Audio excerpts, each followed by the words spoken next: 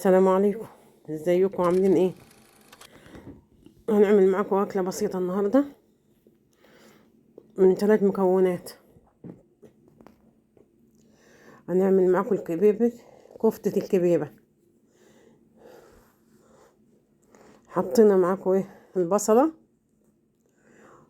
في الكبه اهي، بنفرمها وممكن تبشريها في المبشره. وقبل ما نبدا الفيديو، انا صباح ودي قناتي، واللي ما شاركت معايا يشترك واعملوا لايك وشير وفسجل ودوسوا على الجرس، فعلوه هيوصلكم كل جديد، وشيروا الفيديو مع اصحابكم.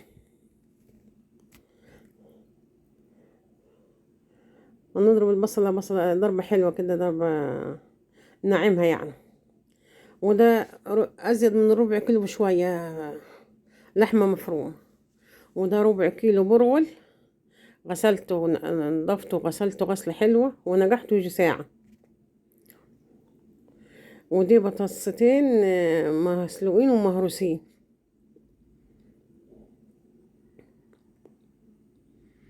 دول 3 مكونات أساسيات. ودي نص كوباية دقيق، عشان بس لو في من الفريك بتحصريه عصرة حلوة بعد النقع. ودي التوابل: فلفل أسمر، وكبابة صيني، و7 بهارات، وكزبرة، ومعلقة ملح، وشطة وبابريكا معلقة. الفلفل الأسمر نص معلقة، والكبابة نص معلقة، وال7 بهارات نص معلقة. الملح بس معلقة، والكزبرة معلقة، والبابريكا والشطة معلقة، الاتنين نص ونص. والشطة اختياري، مش عايزة تحطيها ما تحطهاش. ونضرب ضرب جامد لحد ما المكونات كلها تختلط ببعضها.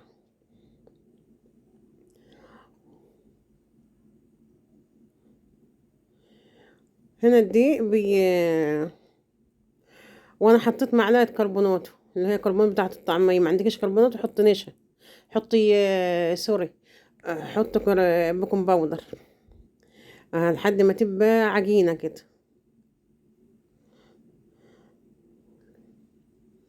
هي كده خلصت، نعمت معانا كلها. نعمت بقى عامله زي عجينه الكفته. هي كفته صح. يعني اللحم ما بقاش ليه اثر، كل المكونات اندمجت مع بعضيها والنسيج طلع دخل في بعضه. هحطها في الطبق ده وهركنها في التلاجة يجي نص ساعة. مش عايزة تركنيها مستعجلة عادي، ممكن تصبعيها، تبلي صوابعك زيت وتعمليها. ما تعملهاش بمية بس، عشان المية ما تبوشهاش منك.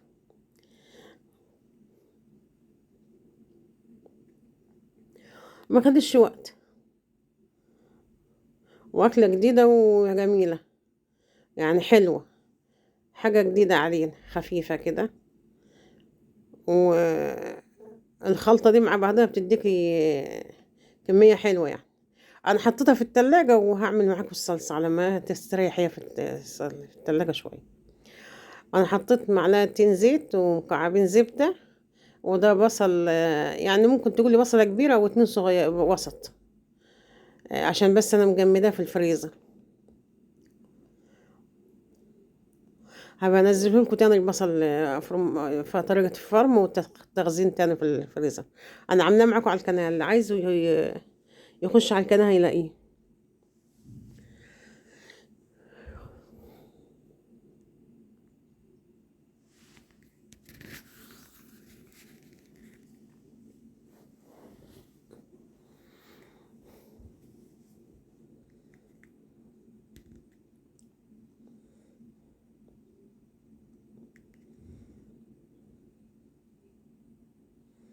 ما بتفك على طول، ما بتاخدش وقت، مع التقليب بتفك.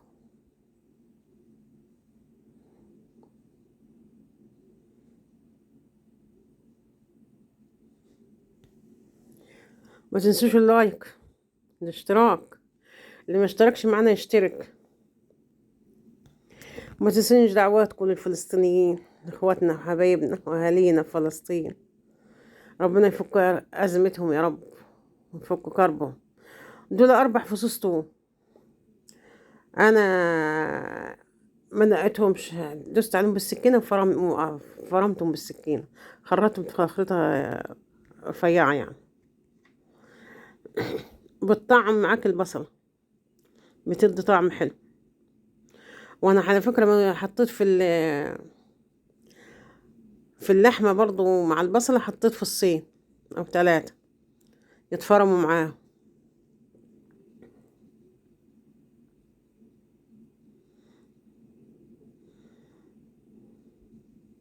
مم.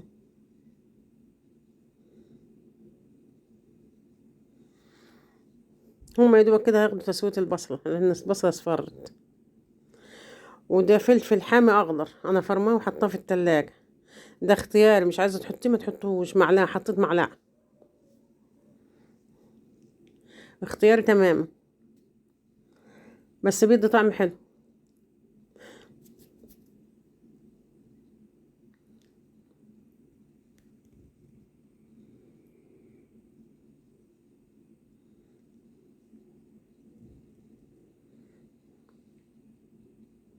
دخلنا في السوا في البصلة.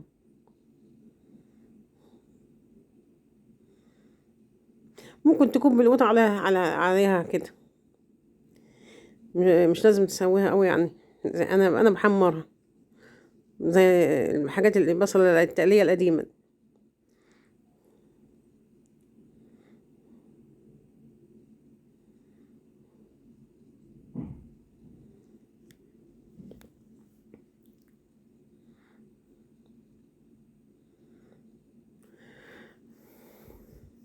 واللي ما اشتركش يصلي على النبي كده ويشترك.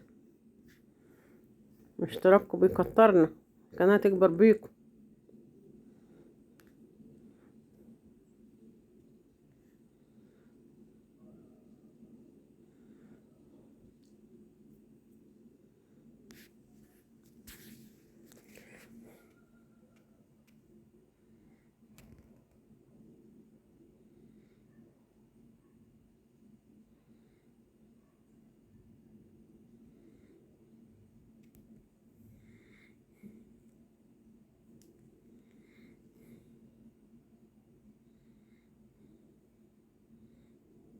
بقلبها معاكم، بس هي كده خلاص دخل السوا.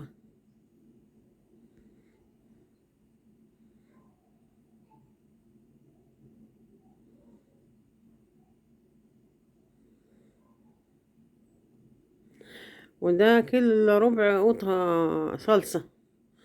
انا قوطة عاملاها صلصة وعاملاها كيس وحطها في الفريزر.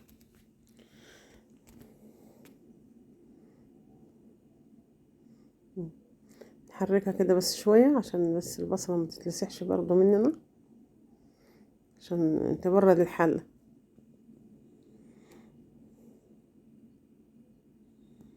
يعني عندكيش القوطة اللي الصلصة دي اللي في التلاجة، كيلو الا ربع قوطة حلوة، ونص كيلو كويس برضه لو كمية مش كتير.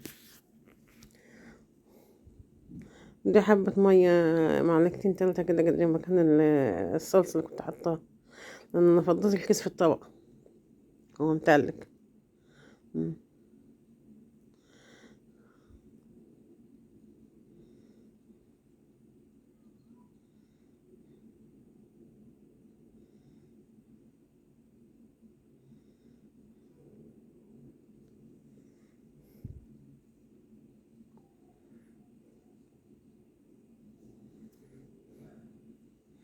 هسيبها على النار لحد بس التلج ما يفك والقوطة تفك خالص الصلصة، وبعد كده هحط لها التوابل. هي كده فكت، بس هي لسه ما غلتش، هتبتدي تغلى. ما سبكتش يعني ولا خدت ودت في بعضها. دي التوابل، نفس التوابل اللي انا حطيتها على الكفتة: ملح، فلفل، 7 بهارات، كبابة صيني، بابريكا وشطة. بس ما حطيتش كزبرة تاني، اكتفيت بالكزبرة اللي جوه الكفتة، ما حطيتش كزبرة هنا تاني. والملح ده يعني اختيار حسب الذوق.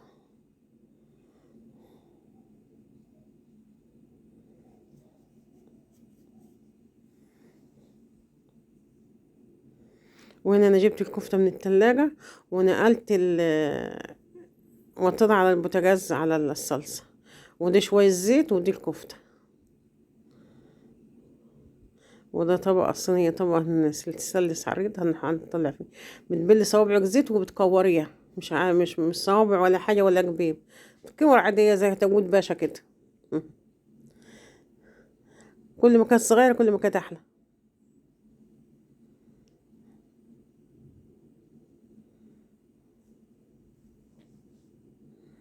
مهم. أوريكم حبة كمان.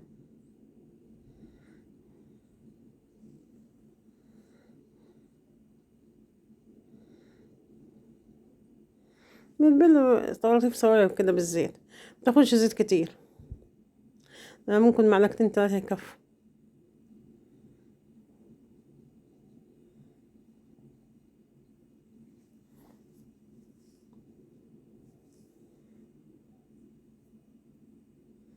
م.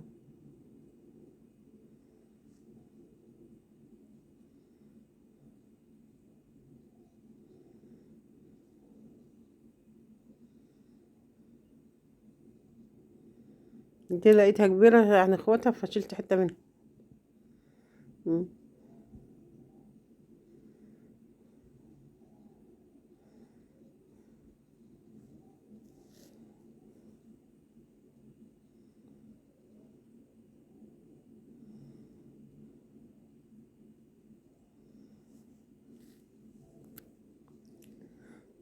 وهنا حطيت الطاسة على العين اللي في النص، بس مش معليها جو، خليها وسط، فيها زيت، والزيت سخن ونحطها نحطه في الكفتة.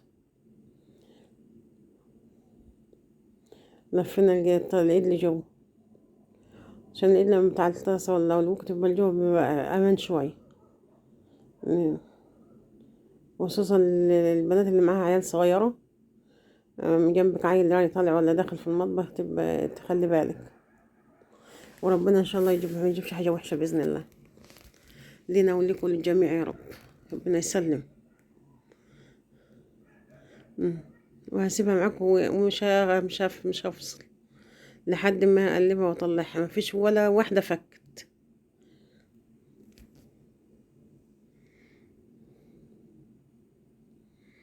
وصفة جديدة وتغيير،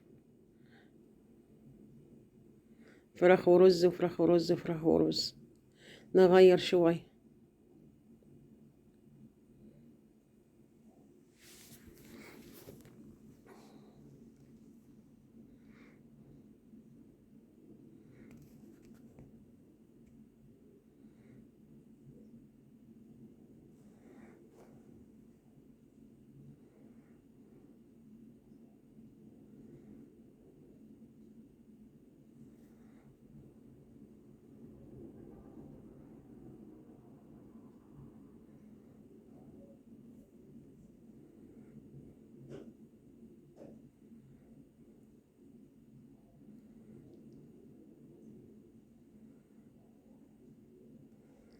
احمر من تحت،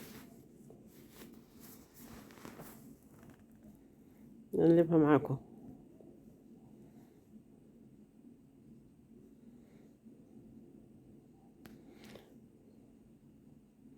انا بقلب المعلقة بس ما بحكش في الصينية، لان انا بدوس على الكفتة من فوق اقلبها.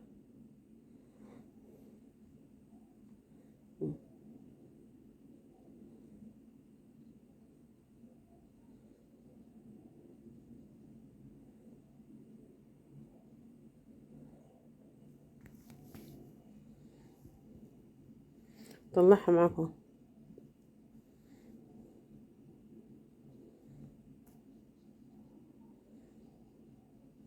ونحط الطاسة التانية نحمرها بنفس الطريقة.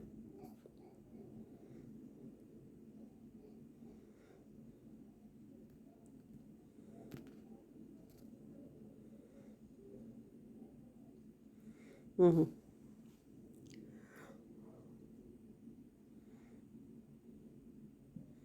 ما بتاخدش 10 دقايق. وكنت حمرت الكمية الطاستين كمان، فتحت واحدة قدامكم مستوية قلبها من جوه زي الفل. مستوية وهشة ومش مش مكبوسة. دي الكمية كده، الصلصة سبكت، وهنحط كمية الكفتة فيها.